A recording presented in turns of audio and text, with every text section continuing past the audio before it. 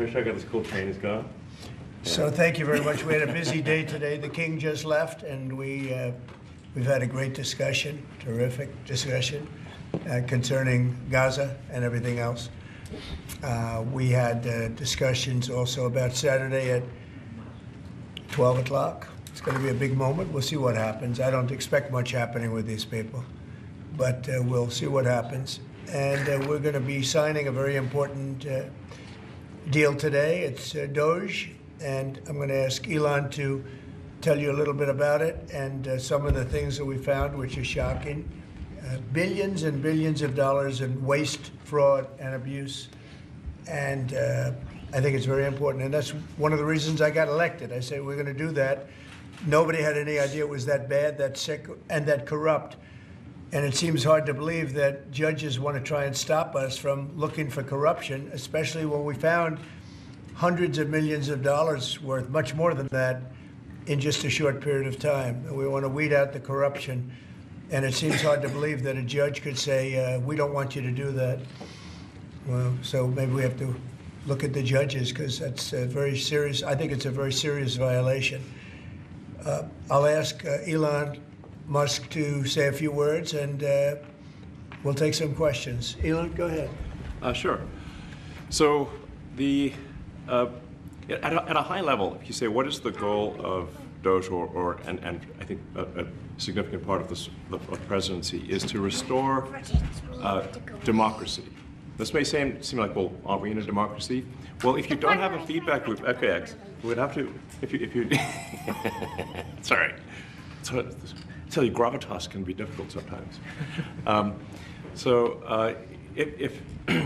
If there's not a good feedback loop from the people to the government, and if you have rule of the bureaucrat, if the bureaucracy is in charge, and then what meaning does democracy actually have? If the people cannot vote and have their will be decided by their elected representatives in the form of the president and the Senate and the House, then we don't live in a democracy, we live in a bureaucracy. So it's incredibly important that we close that feedback loop, we fix that feedback loop, and that the public's elected representatives, the president, the House, and the Senate, decide what happens, as opposed to a large, unelected bureaucracy. This is not to say that there are good people who are in the federal bureaucracy, but you can't have an autonomous federal bureaucracy. You have to have one that is responsive to the people. That's the whole point of a democracy. And if you looked at this, if you looked at the founders today and said, what do you think of the way things have turned out? Well, we have this unelected, fourth unconstitutional branch of government, which is the bureaucracy, which has, in a lot of ways, currently more power than any elected representative. And this is not something that people want, and it does not match the will of the people. So it's just something we've got to fix. And then we've also got to address the deficit. So we've got a $2 trillion deficit, and if we don't do something about this deficit, the country's going bankrupt. I mean, it's really astounding that the interest payments alone on the national debt exceed the Defense Department budget, which is shocking, because we spend a lot of money on defense. But if that just keeps going, we're essentially going to bankrupt the country. So what I really want to say is, like, it's not optional for us to reduce the federal expenses. It's essential. It's essential for America to remain solvent as a country, and it's essential for America to have the resources necessary to provide things to its citizens and not simply be servicing vast amounts of debt. And also, could you mention some of the things that your team has found, some of the crazy numbers, including the woman that walked away with about 30 million, right, etc.? Well, we do find it sort of rather odd that there are quite a few people in the bureaucracy who have ostensibly a salary of a few $100,000, but somehow manage to accrue tens of millions of dollars in net worth while they are in that position, which is, what happened at USAID. We're just curious as to where it came from. Maybe they're very good at investing, in which case we should take their investment advice, perhaps. But there seems to be mysteriously they get wealthy. We don't know why. Where does it come from? I think the reality is that they're getting wealthy at the taxpayer expense. That's the honest truth of it. So, you know, we're looking at, say, well, we just, if you look at, say Treasury, for example, basic controls that should be in place, that are in place in any company, such as making sure that any given payment has a payment categorization code, that there is a comment field that describes the payment, and that if a payment is on the do not pay list, that you don't actually pay it. None of those things are true currently. So the reason that departments can't pass audits is because the payments don't have a categorization code. It's like just a massive number of blank checks just flying out the building. So you can't reconcile blank checks. You've got comment fields that are also blank, so you don't know why the payment was made. And then we've got this truly absurd, a do not pay list, which can take up to a year for an organization to get on a do not pay list. And this, we're talking about terrorist organizations, we're talking about known fraudsters, known aspects of waste, known things that do not match any congressional appropriation, can take up to a year to get on the list, and even once on the list is not used. It's mind-blowing. So what we're talking about here, we're really just talking about adding common sense controls that should be present, that haven't been present. So you say, like, well, how could such a thing arise? That seems crazy. When you understand that really everything is geared towards complaint minimization, so then you understand the motivations. So if people receive money, they don't complain, obviously. But if people don't receive money, they do complain. And the fraudsters complain the loudest and the fastest. So then when you understand that, then it makes sense. Oh, that's why everything just, they approve all the payments at Treasury. Because if you approve all the payments, you don't get complaints. But now we're saying that, no, actually, we are going to complain. If money is spent badly, if your taxpayer dollars are not spent in a sensible and frugal manner, then that's not okay. Your tax dollars need to be spent wisely on things that matter to the people. I mean, these things, like, it's just common sense. It's not draconian or radical, I think. It's really just saying, let's look at each of these expenditures and say, is this actually in the best interest of the people? And if it is, it's approved. If it's not, we should think about it. So, you know, there's crazy things like just cursory examination of Social Security, and we've got people in there that are 150 years old. Now, do you know anyone who's 150? I don't. Okay. They should be on the Guinness Book of World Records. They're missing out. So, you know, that's a case where, like, I think they're probably dead. It's my guess. Or they should be very famous, one of the two. And then there's a whole bunch of Social Security payments where there's no identifying information. Well, like, why is there no identifying information? Obviously, we want to make sure that people who deserve to receive Social Security do receive it, and that they receive it quickly and accurately. I'll tell you another crazy thing. So, you know, one of the things is, like, we are trying to sort of right-size the federal bureaucracy, just make sure that this, obviously there need to be a lot of people working for the federal government, but not as many as currently. So we're saying, well, okay, well, let's, if people can retire, you know, with full benefits and everything, that would be good. They can retire, get their retirement payments, everything. And then we were told, this is actually, I think, a great anecdote, because we were told the most number of people that could retire possibly in a month is 10,000. We're like, well, why is that? Well, because all the retirement paperwork is manual on paper. It's manually calculated, then written down on a piece of paper. Then it goes down a mine. And like, what do you mean a mine? Like, yeah, there's a limestone mine where we store all the retirement paperwork. And you look at a picture of this mine. We'll post some pictures afterwards. And this mine looks like something out of the 50s because it was started in 1955. So it looks like it's like a time warp. And then the speed, the limiting factor is the speed at which the mine shaft elevator can move determines how many people can retire from the federal government. And the elevator breaks down sometimes, and then nobody can retire. Doesn't that sound crazy? There's like 1,000 people that work on this. So I think if we take those people and say, like, you know what, instead of working in a mine shaft and carrying manila envelopes to, boxes in a mine shaft. You could do practically anything else, and you would add to the goods and services of the United States in a more useful way.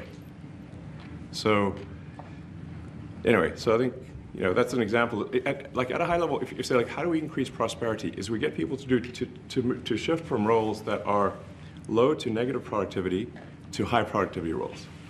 And so you increase the total output of goods and services, which means that there's a higher standard of living available for everyone. That's the actual goal. Everyone's very quiet, by the way. So are people normally this quiet? Your detractors, Mr. Musk, what? including a lot of Democrats. I have detractors? You do, sir. I don't believe it. Say that you're orchestrating a hostile takeover of government and doing it in a non-transparent way. What's your response to that criticism? Well, first of all, you couldn't ask for a stronger mandate from the public. The public voted. We have a majority of the public voting for President Trump. We won the House. We won the Senate. The people voted for major government reform. There should be no doubt about that. That was on the campaign. The president spoke about that at every rally. The people voted for major government reform, and that's what people are going to get. They're going to get what they voted for. And a lot of times, people that don't get what they voted for, but in this presidency, they are going to get what they voted for. And that's what democracy is all about.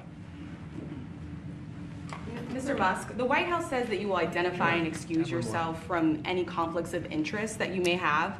Does that mean that you are, in effect, policing yourself? What are the checks and balances that are in place to ensure that there is accountability and transparency? Well, we actually are trying to be as transparent as possible. In fact, we post our actions to the Doge handle on X and to the Doge website. So all of our actions are maximally transparent. In fact, I don't think there's been, I don't know of a case where an organization has been more transparent than the Doge organization. So, and the kind of things we're doing are, I think, very, very simple and basic. They're not, what I mentioned, for example, about Treasury, just making sure that payments that go out, taxpayer money that goes out, is categorized correctly, that the payment is explained, that organizations on the do not pay list, which takes a lot to get there, that actually are not paid, which currently they are paid. These are not individual judgment decisions. These are about simply having sensible checks and balances in the system itself to ensure that taxpayer money is spent well. So it's got nothing to do with, like, say, a contract for some company of mine at all. But if there is a conflict of interest when it comes to you yourself, for instance, you've received billions of dollars in federal contracts when it comes to the Pentagon, for instance, which the president, I know, has directed you to look into. Yeah. Are you policing yourself in that? Is there any sort of accountability check and balance in place that would provide any transparency for the American people? Well, all of our actions are fully public. So if you see anything, you say, like, wait a second, hey, Elon, that seems like maybe that's, there's a conflict there. It's not like people are going to be shy about saying that. They'll say it immediately. Including you yourself. Yes. But transparency is what builds trust, not simply somebody asserting trust. So not somebody saying they're trustworthy, but transparency, so you can see everything that's going on. And then you can see, am I doing something that benefits one of my companies or not? It's totally obvious. And if we thought that, we would not let him do that segment or look in that area if we thought there was a lack of transparency or a conflict of interest. And we watch that also. He's a big businessman. He's a successful guy. That's why we want him doing this. We don't want an unsuccessful guy doing this. Now, one thing also that Elon hasn't really mentioned are the groups of people that are getting some of these payments. They're ridiculous. And we're talking about billions of dollars that we've already found. We found fraud and abuse. I would say those two words as opposed to the third word that I usually use, but in this case, fraud and abuse. It's abusive because most of these things are virtually made up, or certainly money shouldn't be sent to them. And you know what I'm talking about. It's crazy. So, but we're talking about tens of billions of dollars that we've already found. And now a judge who's an activist judge wants to try and stop us from doing this. Why? Why would they want to do that? I campaigned on this. I campaigned on the fact that I said government is corrupt. And it is very corrupt. It's very, very, it's also foolish. As an example, a man has a contract for 3 months and the contract ends, but they keep paying him for the next 20 years, because nobody ends a contract. You get a lot of that. You have a contract that's a 3-month contract. Now, normally, if you're in a small, in all fairness, it's the size of this thing is so big. Yeah. But if you have a contract and you're in a regular business, you end the contract in 3 months. It's a consultant. Here's a contract for 3 months, but it goes on for 20 years. And the guy doesn't say that he got money for 20 years, They don't say it. They just keep getting checks month after month. And you have various things like that, and even much worse than that, actually, much worse. And I guess you call that incompetence, maybe. Yeah. It could be corruption. It could be a deals made on both sides, where the guy gets the money, he kicks. I think there's a lot of kickback here. I see a lot of kickback here. There's a lot of kickbacks. A tremendous kickback, because nobody could be so stupid to give out some of these contracts, so he has to get a kickback. So that's what I got elected for, that and borders and military and a lot of things, but this is a big part of it. And I hope that the court system is going to allow us to do what we have to do. We got elected to among other things, find all of this fraud, abuse, all of this horrible stuff going on. And we've already found billions of dollars, not like a little bit, billions, many billions of dollars. And when you get down to it, it's going to be probably close to $1 trillion. It could be close to $1 trillion that we're going to find.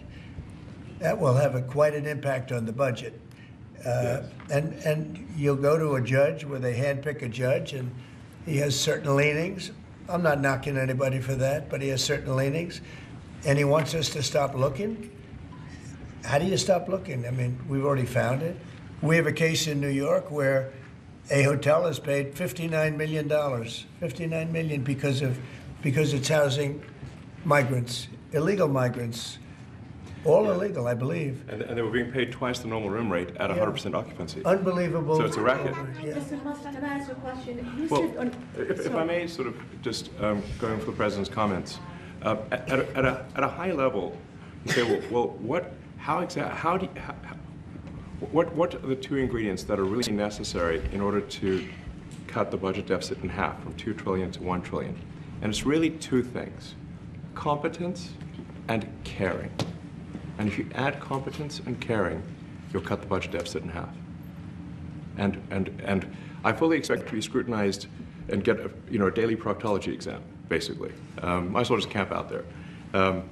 So it's not like I think I can get away with something. I'll be scrutinized nonstop. But with the support of the president, we can cut the budget deficit in half from 2 trillion to 1, and then with deregulation, because there's a lot of sort of regulations that don't ultimately serve the public good. We need to free the builders of America to build. And if we do that, that means I think we can get the economic growth to be maybe 3-4%, maybe 5%. And that means if you can get $1 trillion of economic growth and you cut the budget deficit by $1 trillion, between now and next year, there is no inflation. There's no inflation in 26. And if the government is not borrowing as much, it means that interest costs decline. So everyone's, the mortgage, their car payment, their credit card bills, anything, their student debt, the monthly payments drop. That's a fantastic scenario for the average American. I mean, imagine they're going down the grocery aisle and the prices from one year to the next are the same, and their mortgage, all their debt payments dropped. How great is that for the average American? We had no idea. We had no idea we were going to find this much, and it's open. It's not like complicated. It's not simple that complicated. Stuff. It's just like a lot of work. Yeah. We can't believe it. A lot of work. A lot of smart people involved. Very, very smart people. But you're talking about anywhere maybe $500 billion. It's crazy the kind of numbers you're talking really crazy. about. Normally when you're looking at something, you'll find you're looking for 1 out of 100. Here, you're almost reversing it. You look for one that's good. Yeah. And you can look at the title and you say, why are we doing this? Why are we doing that? And the public gets it. You know, the public gets it. You've seen the polls. The public is saying, why are we paying all this money? This for years, this has gone on. Mr. Musk, President you Trump, said the Senator, Yeah, go ahead. Wait, go ahead. Senator Rand Paul today said that Doge cuts will ultimately need a vote in Congress. Do you agree with that? Is that the I plan? really don't know. I know this. We're finding tremendous fraud and tremendous abuse. If I need a vote of Congress to find fraud and abuse, it's fine with me. I think we'll get the vote, although there'll be some people that wouldn't vote. And how could a judge want to hold us back from finding all of this fraud and finding all of this incompetence? Why would that happen? Why would even Congress want to do that? Now, Congress, if we do need a vote, I think we'd get a very easy vote because we have a track record now. We've already found billions of dollars of abuse, incompetence, and corruption. A lot of corruption. If a judge does block one of your policies, part of your agenda, will you abide by that ruling? Will you comply Well, I with that always order? abide by the courts, and then I'll have to appeal it. But then what he's done is he slowed down the momentum. And it gives crooked people more time to cover up the books. You know, if a person's crooked and they get caught, other people see that, and all of a sudden it becomes harder later on. So, yeah, the answer is I always abide by the courts, always abide by them, and will appeal. But appeals take a long time, and I would hope that a judge, if you go into a judge and you show him, here's a corrupt situation, we have a check to be sent, but we found it to be corrupt. Do you want us to send this corrupt check to a person, or do you want us not to give it and give it back to the taxpayer? I would hope a judge would say, don't send it, give it back to the taxpayer. Yeah, if I can add to that, what we're finding is that a bunch of the fraud is not even going to Americans. So I think we can all agree that if there's going to be fraud, it should at least go to Americans. But a bunch of the fraud rings that are operating in the United States and taking advantage of the federal government, especially in the entitlements programs, are actually foreign fraud rings. They're operating in other countries and actually exporting money to other countries. We should stop that. Mr. Musk, And this is big numbers. Talk about $100 to $200 billion a year. Sure. Serious money. Mr. Musk, you said on X that an example of the fraud that you have cited was $50 million of condoms was sent to Gaza. But after fact check this, apparently Gaza in Mozambique, and the program was to protect them against HIV. So can you correct the statements? It wasn't sent to Hamas actually. It was sent to Mozambique, which makes sense why condoms was sent there. Yeah. And how can we make sure that all the statements that you said were correct, so we can trust what you say? Well, first of all, some of the things that I say will be incorrect and should be corrected. So nobody's going to bat 1,000. I mean, we will make mistakes, but we'll act quickly to correct any mistakes. I'm not sure we should be sending $50 million worth of condoms to anywhere, frankly. I'm not sure that's something Americans would be really excited about. And that is really an enormous number of condoms, if you think about it. If it went to Mozambique instead of Gaza, I'm like, okay, that's not as bad, but still, why are we doing that? Mr. Musk, can you talk a little bit about how closely you're working with agency heads as you're directing these cuts? Do they have how much input do agency heads have when you're making these decisions? Yeah, we work closely with the agency heads. There are sort of checks in place. So it's not just us just going in and doing things willy-nilly. It's in partnership with the agency heads, and I check frequently with the president to make sure that this is what the president wants to have happen. So we talk almost every day, and I double check things to make sure, is this something, Mr. President, you want us to do this? Then we'll do it. USAID has been one of your main targets.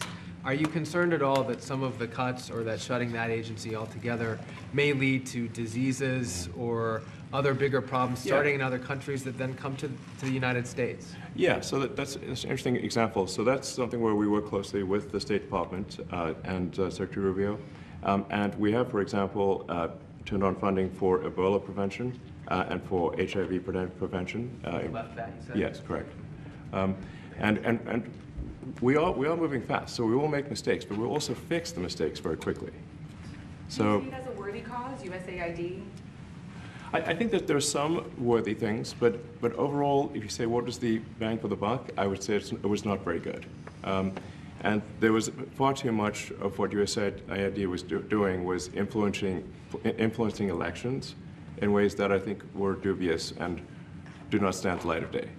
I can just ask a follow-up to the Pentagon contracts. If you have received billions of dollars in contracts from the Pentagon, and the president's directing you to look into the Department of Defense, is Yes, that which we a definitely need conflict to of do and interest? are going to do at the president's request. Does that present a conflict of interest for you?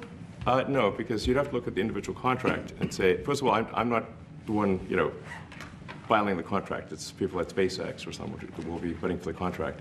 And I'd like to say, if you see any contract where where it was awarded to SpaceX and it wasn't by far the best value for money for the taxpayer, let me know, because every one of them was.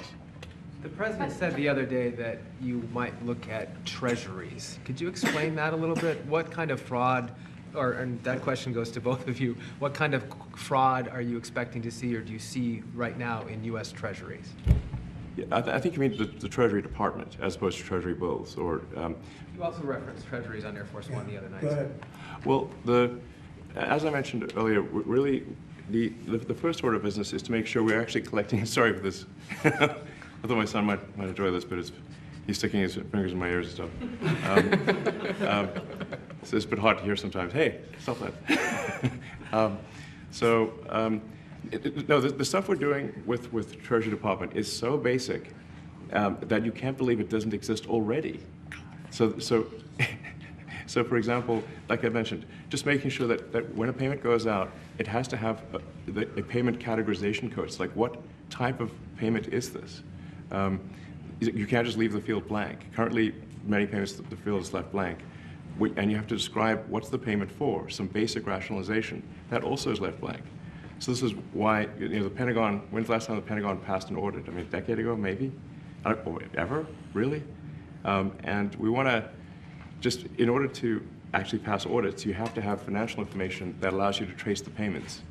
And once in a while, the Treasury has to pause payments if it thinks the payment is going to a fraudulent organization.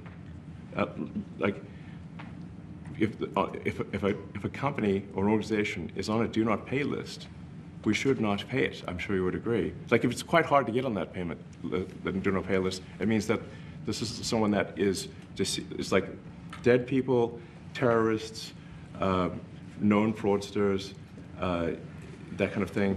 We should not pay them. But currently we do, which is crazy. We should stop that. Many transactions. And by the way, hundreds, thousands of transactions like that. We have a big team. And for the sake of the country, I hope that the person that's in charge and the other people that report to me that are in charge are allowed to do the right thing, namely make sure everything's honest, legitimate, and competent.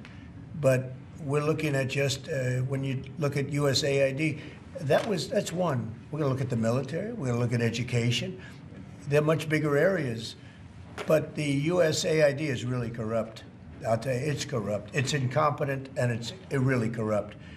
And I can't imagine a judge saying, well, it may be corrupt, but you don't have the right. You got elected to look over the country and to, as we say, make America great again, but you don't have the right to go and look and see whether or not things are right that they're paying or that things are honest that they're paying. And nobody can even believe this. Other people, law professors, they've been saying, how can you take that person's right away? You're supposed to be running the country, but we're not allowed to look at who they're paying it to and what they're paying. We have massive amounts of fraud that we caught. I think we probably caught way over a lot of billions of dollars already in, 2 weeks? Yes. And it's going to go to numbers that you're not going to believe. And much, as I said, much is incompetence and much is dishonesty. We have to catch it. And the only way we're going to catch it is to look for it. And if a judge is going to say you're not allowed to look for it, that's pretty sad for our country. I don't understand how it could even work. On the buyout program, can you personally guarantee that? Which one? The buyout program, the offer to federal workers. Can you personally guarantee that the workers who opt in to resign now will be paid through September? Well, they'll get their money, but they're getting a good deal. They're getting a big buyout. And what we're trying to do is reduce government. We have too many people. We have office space. It's occupied by 4%. Nobody's showing up to work because they were told not to.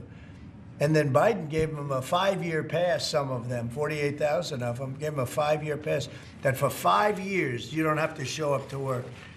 And let me tell you, this is largely, much of this stuff is because of Biden. It's his fault. He allowed this country, what he did on our border. What he did on our border is almost not as bad as what he did with all of these contracts that have come out. It's a very sad day when we look at it. I can't even believe it. But many contracts just extend, and they just keep extending, and there was nobody there to correct it.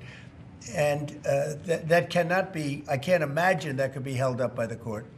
Any court that would say that the president or his representatives, like Secretary of the Treasury, Secretary of State, whatever, doesn't have the right to go over their books and make sure everything's honest. I mean, how can you have a country? You can't have anything that way. You can't have a business that way. You can't have a country that way. Hey, thank you very much, everybody. Thank you. Thank you, press. Thank you, press. Head out. Coming back tonight. Mark Fogel will be at the White House tonight at about 10 o'clock. If you want to come over, you can say hello to him. Did the U.S. give anything in return? Not much. No, they were very nice. We were treated very nicely by Russia, actually. I hope that's the beginning of a relationship where we can end that war and millions of people can stop being killed. They've lost millions of people. They lost, in terms of soldiers, probably 1.5 million soldiers in a short period of time. We got to stop that war. And I'm interested primarily from the standpoint of death. We're losing all those soldiers. And they're not American soldiers, they're Ukrainian and Russian soldiers. But you're probably talking about 1.5 million. I think we got to bring that one to an end. Okay? Thank you. Thank you very much.